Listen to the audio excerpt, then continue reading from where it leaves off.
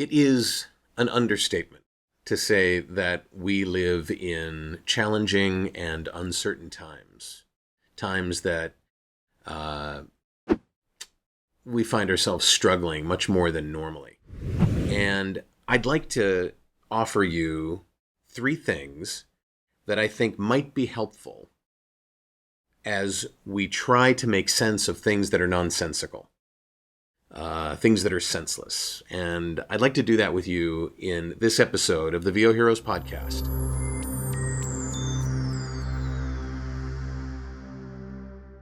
So for those of you that are union performers, we're going through a really, really hard process right now, accepting and understanding what's happening with our union health plan. In a nutshell, some major changes were made because no production is happening, and yet people that are participants in the plan are still being covered. And those changes are really difficult for a lot of people to handle, just like so many things in politics, so many things regarding the pandemic, so many things regarding our leadership are really hard for some people to handle. And as human beings, we don't like it. We hate it when we can't find a solid, reliable answer to something. We hate uncertainty. It drives us crazy. Or if we can't control something, even if we don't know the answer, we still can't ameliorate it or control it or have some sort of governance of it. And that drives us absolutely crazy as human beings. And I fear it makes us do some things that are not only counterproductive, but actually dangerous.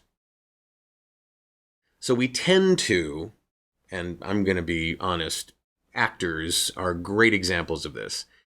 We tend to get really, really upset, dig in our heels, and start screaming and looking for someone to blame. And in some cases, there isn't anyone or any organization to blame. We also don't consider the alternatives. We only see what is threatening us, and we want to stop that. But we don't necessarily accept the fact that there could be a worse threat. For example, in the healthcare situation with our union, people are like, we just need to roll back to where we were before the pandemic. This new structure just isn't going to work. Well, the alternatives is that the healthcare plan goes away entirely. We have no protection whatsoever. But what I wanted to do was just share with you three things that have helped me when faced with things like this. I try to notice first when I'm feeling like I want to lash out, like I want to yell and scream and place blame and so on.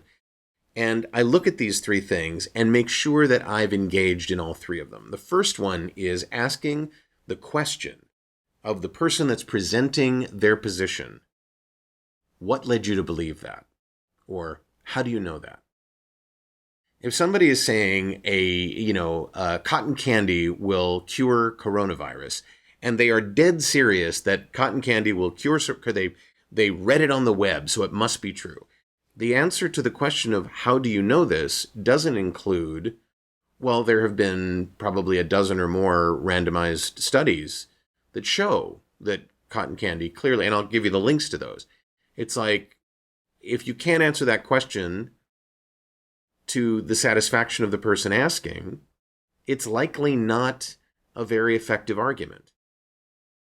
And when you present that to someone who's making an argument that's a little odd, a little unbelievable, and you say, hey, look, how do you know this? I'd love to know. I'd love to know where you got this information or how you came to this conclusion. What led you to believe that? And ask yourself that question as well. When you're getting ready to lash out, ask yourself, why do I believe what I believe? What is leading me to believe this? And often the answer is, I don't know. I don't have enough information to actually answer that question. And that often means that you've simply looked for something and latched onto it as though it was the truth.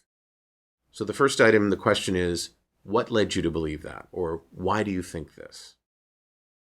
The second thing that I think very many of us don't engage in is the concept of potentially being open to reconsideration. I might need to reconsider this. That's the statement that I often go to. I'm still knowing full well that anything that helps, any little bit that helps, is a help and we should do.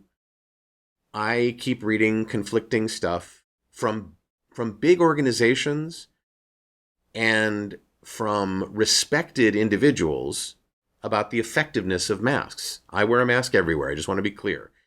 Even if it helps a little bit, that's great. But we went from having N95s with valves to not having N95s with valves because that puts other people in danger. Anything that covers your face is fine, except lace and loosely woven stuff isn't fine. It's actually worse. But I do say I might need to reconsider that as I get more information.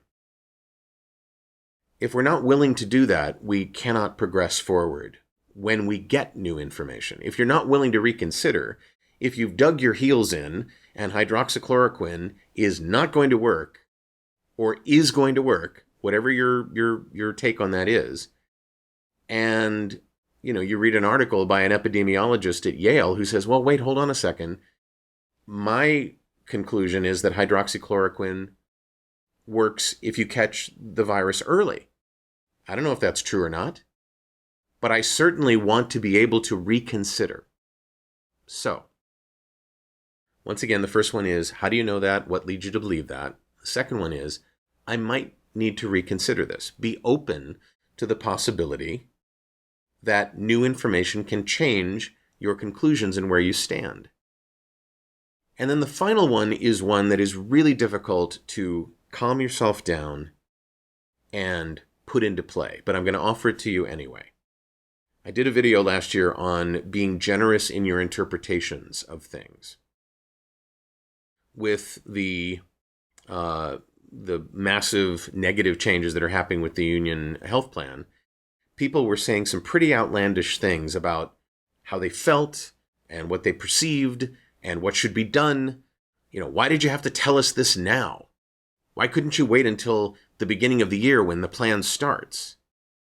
Well, there's so many things wrong with that. You want to have as much time as possible to consider things, but I understand you don't want to get bad news at a time when bad news is our lives, right? So why did you have to heap this on us now? I get that. And then also, what were the alternatives? They couldn't have been worse than this. Yeah, they could have been worse than this. So the third thing that I want to share with you is try to remember that you can manufacture patience. You can be patient. You can make the overt decision, even if it sucks to do so, even if you don't want to do it, even if it feels awful, it feels like you're giving up, or it feels like you're not fighting the good fight. Take a moment, breathe, and ask yourself to be patient and generous. Take a moment, be patient, look at the situation, imagine things that you may not have imagined right off the bat with the knee-jerk reaction that you had to something negative, and see how generous you can be in the interpretation. In the healthcare plan, we have these trustees who have a fiduciary responsibility under federal ERISA law to do whatever is the best for the participants in the plan. They are required to. They can suffer federal felony charges and massive consequences if they don't. So if this horrible conclusion with the health plan is what they had to come up with, imagine what they didn't do. And sometimes it's hard to do that because you're just looking at this as being attacked and being destroyed, and it's hard to be patient and be generous in your interpretations. If you can do that, all of a sudden, your mind opens up to the first two things. Well, why am I thinking this? How do I know this? What leads me to believe this? I might need to reconsider this. Does this help at all? I hope it does, because I have not said anything on social media about the massive mistakes and conclusions that are incorrect that people are coming to when discussing this and many other issues in our industry, in our country, in our world, because I don't want to be described as someone who's heartless or cruel. Can't you see this is causing massive suffering? Yes, I see that. But the more time we spend yelling and screaming in an unproductive way, it's just simply delaying the ability that we have to really solve the problem. So, once again, what leads you to believe that? How do you know that? Said nicely. I may need to reconsider that. Said nicely to yourself. And manufacture patience and generosity in your interpretation of the things that are most threatening and destructive and horrifying that are happening to us all, and to some of us in particular. What are your thoughts on this? I'd love to hear what you do to cope with really difficult situations, to cope with things that are beyond your control and outside your lane and beyond your purview of your knowledge. What do you do? Do these things play a role? Or is it just, I'm going to get on social media and I'm going to yell and scream and I'm going to stand up in a meeting and tell everybody what jerks they are? What is your way of living? Tell me. I'd love to know. If you like what you're hearing in these podcast episodes, please subscribe, give me a like or a share. I'd love that. But more than anything, leave comments below on VOHeroes.com. I'm David H. Lawrence, the 17th. I thank you so much for watching and for listening, and we'll see you next time.